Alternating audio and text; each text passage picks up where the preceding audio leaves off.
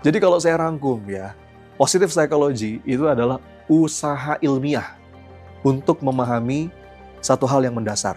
Bagaimana manusia bisa hidup lebih utuh, lebih kuat, lebih bermakna, tanpa harus menunggu hidupnya sempurna. Maka dari pengantar ini kawan-kawan sekalian, kita akan masuk belajar dari satu tokoh utama yang menjadi fokus bahasan kita pada video ini. Seorang peneliti yang memang mengabdikan hidupnya untuk meneliti satu pertanyaan sederhana, tapi dalam, yaitu apa peran emosi positif dan cinta dalam membangun kehidupan yang sehat dan bermakna. Dan orang ini bernama Profesor Barbara Fredrickson.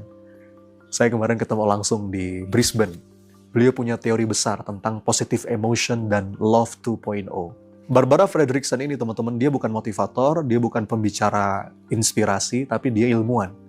Seorang profesor psikologi yang memang mendedikasikan hidupnya untuk meneliti satu hal yang sering dianggap sepele, yaitu emosi positif.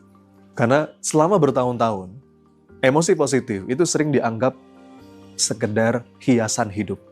Seneng, ya bagus. Bahagia, ya syukur. Cinta itu menyenangkan, tapi jarang ada yang bertanya secara serius, apakah emosi positif itu penting?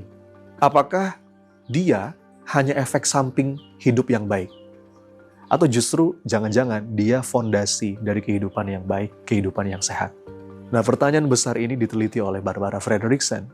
And perhaps above all, feeling the warmth and trust and love of our close companions in life. Kalau secara akademik, dia adalah profesor di University of North Carolina, dan dia juga mantan presiden International Positive Psychology Association, dan ada buku ilmiah yang sangat berpengaruh yang beliau tulis, judulnya itu Positivity dan Love 2.0. Tapi yang paling penting bukan jabatannya, yang paling penting itu apa yang dia temukan. Jadi Barbara Fredrickson itu membuktikan satu hal penting, bahwa emosi positif itu bukan sekedar tanda hidup kita baik.